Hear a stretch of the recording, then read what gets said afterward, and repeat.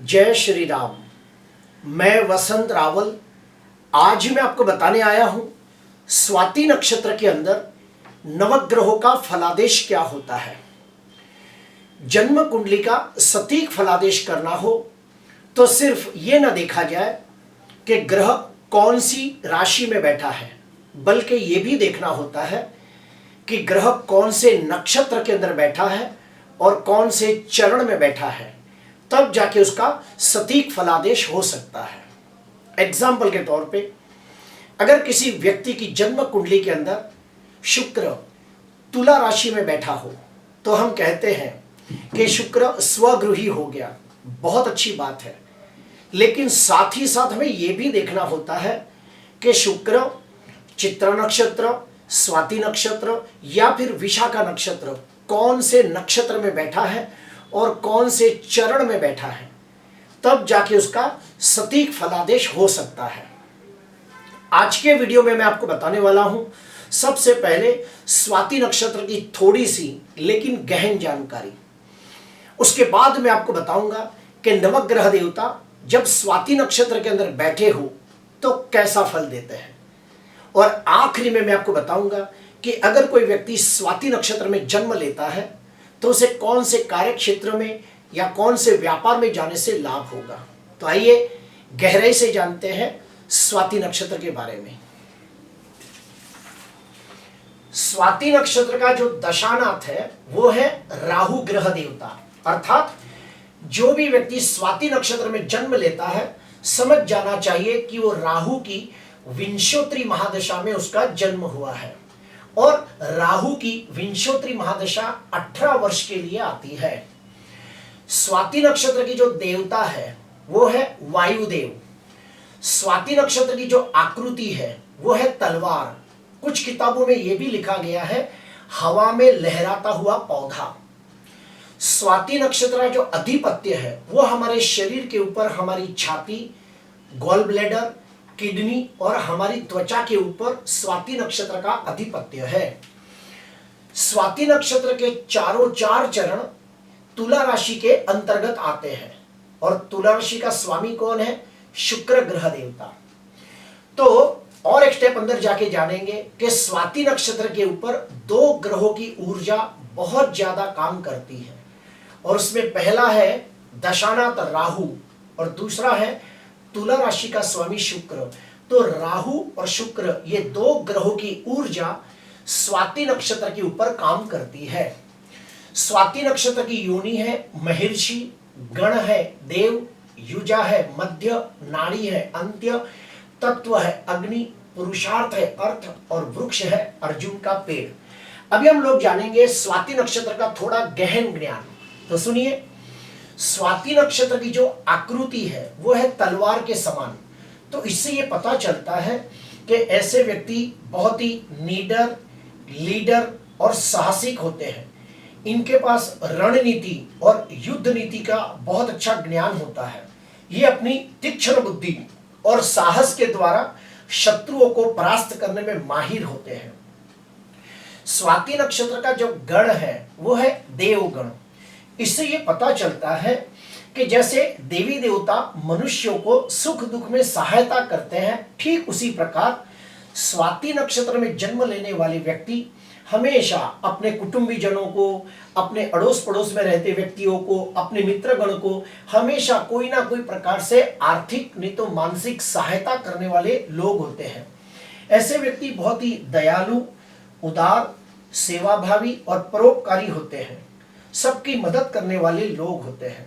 ऐसे व्यक्ति धर्म का आचरण करने वाले, ईश्वर में अटूट श्रद्धा रखने वाले, धार्मिक और आध्यात्मिक लोग होते हैं।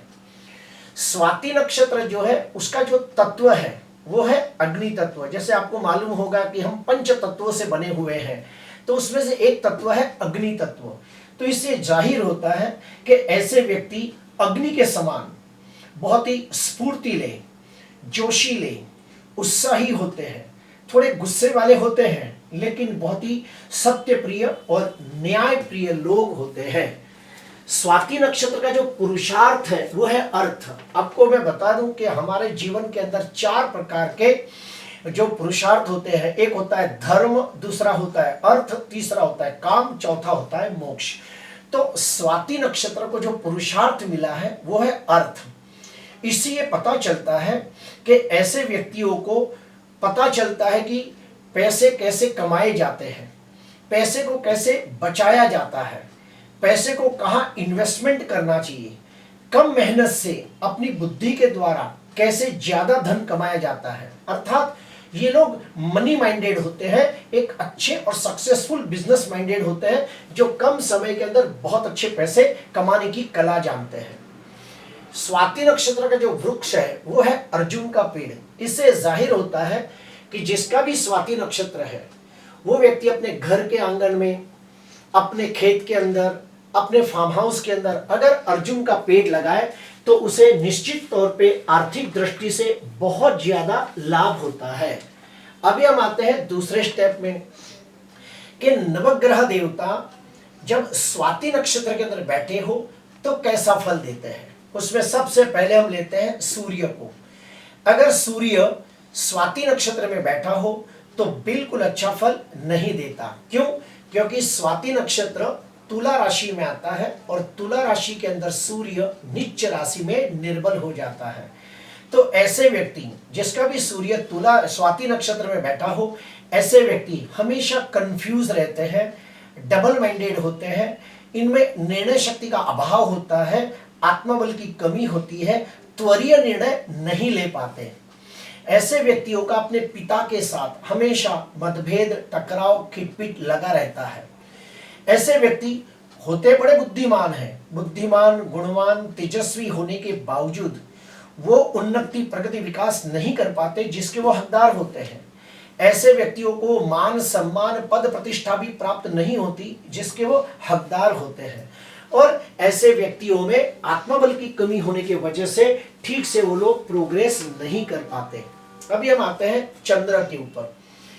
चंद्र ग्रह स्वाति नक्षत्र में बैठा हो तो मध्यम फल देता है, लेकिन फिर भी अच्छा फल देता है। ऐसे व्यक्ति दिखने में बहुत ही सुंदर होते हैं, आकर्षक होते हैं, तेजस्वी, प्रभावशाली होते हैं। ऐसे व्यक्तियों का नाक नक्शा, रूप रंग, शारीरिक गठन बहुत ही आकर्षक होता है। ऐसे व्यक्ति स्वभाव से हंसमुखे, मनमौजी, शौकीन मिजाजी होते हैं और रोमांटिक भी होते हैं। ऐसे व्यक्ति कुदरती सौंदर्य के चाहक होते हैं। इन्हें विजातीय लोगों से बहुत जल्दी आकर्षण हो जाता है। ऐसे व्यक्तियों को सजना संवरना, घूमना फिरना, अच्छा खाना पीना, ऐशो आरामी भरा जीवन जीना इन्हें बहुत अच्छा लगता है। ये लोग कला प्रेमी भी होते हैं और उनको जीवन साथी बहुत ही सुंदर मिलता है। ये लोग बहुत ही इमोशनल, सेंसिटिव, भावनात्मक, संवेदनशील होते हैं। तो इन्हें अपना बहुत ध्यान रखना चाहिए, बिना सोचे समझे किसी के साथ रिश्ता नहीं बनाना चाहिए, वरना उनके साथ धोखा या विश्वासघात हो सकता है। अभी हम आते हैं मंगल ग्रह के ऊपर। मंगल ग्रह स्वाति नक्षत्र में बैठा हो तो मध्यम फल देता है। ऐसे व्यक्तियों को विवाह के वक्त कुंडली मिलाप करके ही शादी करनी चाहिए। क्यों? क्योंकि काल पुरुष की कुंडली के अंदर जो तुला राशि है वो सप्तम भाव में आती है, और सप्तम भाव के अंदर अगर जो मंगल बैठा हो तो मांगलिक कहलाया जाता है। तो मेरे हिसाब से मैं कहूंगा कि मंगल अगर जो स्वाति नक्षत्र में हो तो उसे निश्चित कुंडली मिलाप करके ही शादी करनी चाहिए, वरना उनके वैवाहिक जीवन में कंकास, कलेश बढ़ सकता है। ऐसे व्यक्तियों को विवाह के पूर्व अगर जो मंगल प्रबल हो, पाप ग्रहों से पीड़ित हो, तो विवाह से पूर्व लड़का हो तो अर्क विवाह करना चाहिए और लड़की हो तो कुंभ विवाह करना चाहिए, लेकिन किसी विद्वान ज्योतिषकार की सलाह लेने के बाद। ऐसे व्यक्तियों को बार बार प्रेम में निराशा मिलने की संभावना होती है। ऐसे व्यक्तियों को कोई भी बिजनेस पार्टनरशिप में नहीं करना चाहिए, वरना नुकसानी होने के योग बनते हैं। ऐसे व्यक्तियों को कला क्षेत्र से बहुत लाभ होता है। ऐसे व्यक्ति चाहे तो एक अच्छे dancer, singer, actor, director, producer, choreographer, makeup artist, painter, ये सब बन सकते हैं। और मंगल अगर स्वाति नक्षत्र में हो तो ये लोगों को साहसिक कार्य या फिर सुरक्षा क्षेत्र से कार्य से बहुत लाभ होता है। ऐसे व्यक्ति पुलिस खाता, आर्मी, नेवी, मिलिट्री, होमगार्ड जैसे कार्य क्षेत्र में जाए तो भी उन्हें बहुत लाभ होता है। केमिकल का बिजनेस खोले, मेडिकल की दुकान खोले तो भी बहुत लाभ होता है। अभी आते हैं बुध ग्रह देवता। अगर बुध ग्रह देवता स्वाति नक्षत्र में बैठा हो तो निश्चित तौर पर अच्छा फल देता है। क्यों? क्योंकि बुध का दशानाथ राहु के साथ मित्रता का संबंध है, बुध का राशि स्वामी शुक्र के साथ भी मित्रता का संबंध है। तो बुध अगर स्वाति नक्षत्र में बैठा हो तो ऐसे व्यक्ति बहुत ही बुद्धिमान, गुणवान, तेजस्वी, स्वभाव से विनम्र, विनयी, विवेकी होते हैं। उतने ही तीक्ष्ण बुद्धि वाले लोग होते हैं और उत्तम स्मरण शक्ति वाले लोग होते हैं। ऐसे व्यक्ति अगर व्यापार करें तो कम समय में अच्छी सफलताएं और ऊंचाइयां प्राप्त करते हैं। ऐसे व्यक्ति चाहे तो बड़े होकर एक अच्छे शिक्षक, प्रोफेसर, लेक्चरर, वकील, स्किन स्पेशलिस्ट और उसके बाद न्यूरोलॉजिस्ट, ईएनटी डॉक्टर ये सब बन सकते हैं। ऐसे व्यक्ति बोलने में माहिर होते हैं, एक अच्छे सेल्समैन होते हैं और अपनी सेल्समैनशिप से बिजनेस को उछाल देते हैं। इनका भाग्योदय 32 साल के बाद होता है। ऐसे व्यक्ति अपनी बुद्धि के द्वारा धन अर्जित करते हैं। ऐसे व्यक्ति का मित्र सर्कल बहुत बड़ा होता है और ये लोग हमेशा मित्रों के साथ रहना भी पसंद करते हैं। इनमें और एक खास बात देखी गई है कि अगर ये लोग बुद्धि के द्वारा व्यापार करें तो ज्यादा धन कमाते हैं, मेहनत के द्वारा ज्यादा धन नहीं कमा पाते। अभी आते हैं गुरु ग्रह देवता। अगर गुरु ग्रह स्वाति नक्षत्र में बैठा हो तो मध्यम फल देता है। ऐसे व्यक्ति भी बहुत ही बुद्धिमान, गुणवान, तेजस्वी, प्रभावशाली होते हैं। शरीर से स्वस्थ, तंदुरुस्त, निरोगी होते हैं।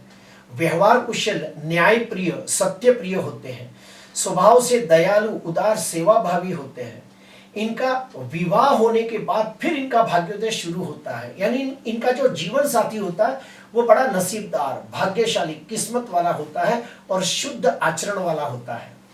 ऐसे व्यक्ति को विवाह के बाद देश परदेश की यात्रा के भी योग बनते हैं।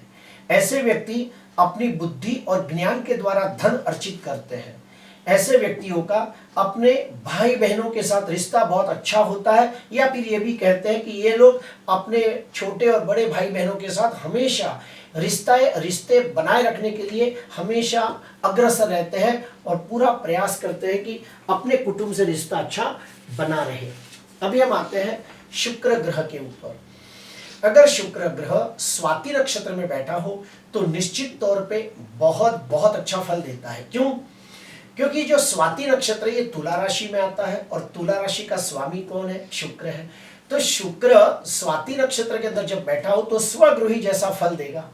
तो ऐसे व्यक्ति दिखने में सुंदर, आकर्षक, मनमोहक चेहरा, गठीला बदन, आकर्षक व्यक्तित्व वाले लोग होते हैं। जहां भी जाते हैं सबका ध्यान अपनी तरफ खींच लेते हैं। ऐसे व्यक्तियों को अच्छे अच्छे परफ्यूम का इस्तेमाल करना, अच्छी अच्छी ज्वेलरी पहनना, अच्छे अच्छे चमकीले कपड़े पहनना इन्हें बहुत पसंद होता है। ऐसे व्यक्तियों को घूमना फिरना, सजना संवरना, खाना पीना, देश विदेश की यात्रा करना इन्हें बड़ा अच्छा लगता है। ऐसे व्यक्ति बहुत ही नसीबदार, भाग्यशाली और किस्मत वाले होते हैं। उन्हें अपने जीवन में सुख और सुविधा समय समय पर मिलती रहती है। और ऐसे व्यक्ति में और एक खास बात देखी है कि ये लोग मनमौजी होते हैं, शौकीन मिजाजी होते हैं, रोमांटिक होते हैं, विजातीय लोगों से जल्दी आकर्षित हो जाते हैं, ज्यादा मित्र बनाना, और हो सके तो ये लोगों को ठंडी चीजें बहुत ज्यादा पसंद आती है। ठंडी जगहों पे, जहाँ पे ठंडी ज्यादा होती है, ऐसी जगहों पे इन्हें घूमना फिरना भी अच्छा लगता है। अभी आते हैं शनि ग्रह के ऊपर। अगर शनि ग्रह स्वाति नक्षत्र में बैठा हो तो निश्चित तौर पे बहुत बहुत अच्छा फल देता है। क्यों? क्योंकि स्वाति नक्षत्र तुला राशि में आता है और शनि तुला राशि में उच्च का हो जाता है। तो ऐसे व्यक्ति बहुत ही मेहनतू, ईमानदार, वफादार, न्यायप्रिय, सत्यप्रिय, व्यवहार कुशल, सामाजिक होते हैं। ऐसे व्यक्ति स्वमानी, स्वाभिमानी और खुददार होते हैं। ऐसे व्यक्ति बड़े होकर एक अच्छे ज्योतिषकार, शिक्षक, वकील, जज, गवर्नमेंट के अधिकारी, लेक्चरर, इंडस्ट्रियल बन सकते हैं। ऐसे व्यक्ति अपनी मेहनत से, अपनी काबिलियत से, अपने दमखम पर शून्य में से सृजन करने वाले लोग होते हैं, जीरो में से हीरो बनने वाले लोग होते हैं। ऐसे व्यक्ति बहुत ही मेहनतू, साहसिक और पराक्रमी भी होते हैं और समाज सेवा के लिए बहुत अच्छे काम करते हैं। दूसरों के सुख दुख में बहुत ही मदद करने वाले लोग होते हैं और एनजीओ चलाते हैं, पशुओं की मदद करते हैं, अनाथ आश्रम में जाके दान पुण्य करते हैं। ये सब इन्हें बड़ा अच्छा लगता है। अभी आते हैं राहु। अगर राहु स्वाति नक्षत्र में बैठा हो तो भी बहुत अच्छा फल देता है। क्यों? क्योंकि दशानाथ भी राहु है और राहु का तुला राशि के स्वामी शुक्र के साथ मित्रता का संबंध है। यह राक्षस, यह राक्षसों के गुरु शुक्राचार्य। तो जब राहु अपने गुरु के साथ हो तो निश्चित तौर पे अच्छा फल देता है। ऐसे व्यक्ति चालाक, चतुर, होशियार, तीक्ष्ण बुद्धि वाले, कूटनीति से काम करने वाले लोग होते हैं। ऐसे व्यक्ति कम मेहनत और बुद्धि का उपयोग ज्यादा करके धन कमाते हैं। लेकिन हाँ, इनकी कुंडली के अंदर द्विभारा योग भी मैंने देखा है। तो ऐसे व्यक्तियों को भी विवाह के वक्त किसी विद्वान ज्योतिषकार के पास कुंडली मिलाप करना चाहिए। ऐसे व्यक्ति चाहे तो एक अच्छे state agent, commission agent, import export का धंधा करे, शेयर ब्रोकर बने, इलेक्ट्रॉनिक आइटम का धंधा करे, कमीशन एजेंट का काम करे, अनाज की दलाली करे, किसी के पीए बने तो उनको बड़ा लाभ होता है। ऐसे व्यक्ति 2 नंबर का धंधा करे या फिर मिलावट का धंधा करे तो भी उन्हें लाभ होता है। ऐसे व्यक्ति बहुत ही नीडर, लीडर, हिम्मत वाले और साहसिक होते हैं। ये लोग चाहे तो एक अच्छे पॉलिटिशियन भी बन सकते हैं। अभी आते हैं आखिरी केतु। अगर केतु ग्रह स्वाति नक्षत्र में बैठा हो तो निश्चित तौर पे अच्छा फल देता है। ऐसे व्यक्तियों को 45 साल के बाद ध्यान, मेडिटेशन, योग साधना, मंत्र सिद्धि, पराविद्या, ये सब चीजों में बड़ा रुचि आता है। लेकिन हाँ, अगर केतु स्वाति नक्षत्र में बैठा है तो ये भी देखा गया है कि उनकी सगाई होके टूट सकती है, विवाह के बाद पत्नी के साथ लड़ाई झगड़े हो सकते हैं, या फिर शादीशुदा होने के बावजूद एक्स्ट्रा मैरिटल अफेयर के योग बनते हैं और हमेशा उनका अपने जीवन साथी के साथ टकराव खिटपिट लगा रहता है। तो ऐसे व्यक्तियों को भी मैं सलाह दूंगा कि अगर केतु स्वाति नक्षत्र में बैठा हो तो अच्छे विद्वान ब्राह्मण के पास कुंडली मिलाप करके शादी करें। ऐसे व्यक्तियों में और एक चीज देखी है कि इन्हें वाहन से अकस्मात के योग बनते हैं, इन्हें कुत्ते को खाना खिलाने से लाभ होता है और ऐसे व्यक्ति अगर देवस्थान पे दर्शन करने जाए तो उन्हें बड़ा लाभ होता है। अभी आते हैं आखिरी स्टेप। अगर किसी व्यक्ति का जन्म स्वाति नक्षत्र में हुआ हो तो कौन से कार्य क्षेत्र में जाने से लाभ होता है? शेयर बाजार, इलेक्ट्रॉनिक साधन, इंपोर्ट एक्सपोर्ट, साइबर, उसके बाद स्टेशनरी की दुकान, कटलरी की दुकान, जनरल स्टोर, कपड़े की दुकान, गारमेंट की दुकान। वो व्यक्ति चाहे तो एक अच्छा जासूस बन सकता है। ब्यूटी पार्लर, बुटीक, परफ्यूम की दुकान, सलून, मेकअप आर्टिस्ट, ज्योतिषकार, कर्मकांडी ब्राह्मण, वास्तुशास्त्री, रत्नशास्त्री, तांत्रिक, जादूगर बन सकता है। स्वाति नक्षत्र को बहुत ही अच्छा नक्षत्र माना गया है। इस नक्षत्र के अंदर आप कोई भी शुभ कार्य करो या मांगलिक कार्य करो तो निश्चित उसमें सफलता प्राप्त होती है। प्रिय दर्शकों, आज मैंने आपको स्वाति नक्षत्र के बारे में काफी गहन जानकारी दी। अगर आपको अच्छा लगा तो जरूर लाइक करना, सब्सक्राइब करना। नमस्कार।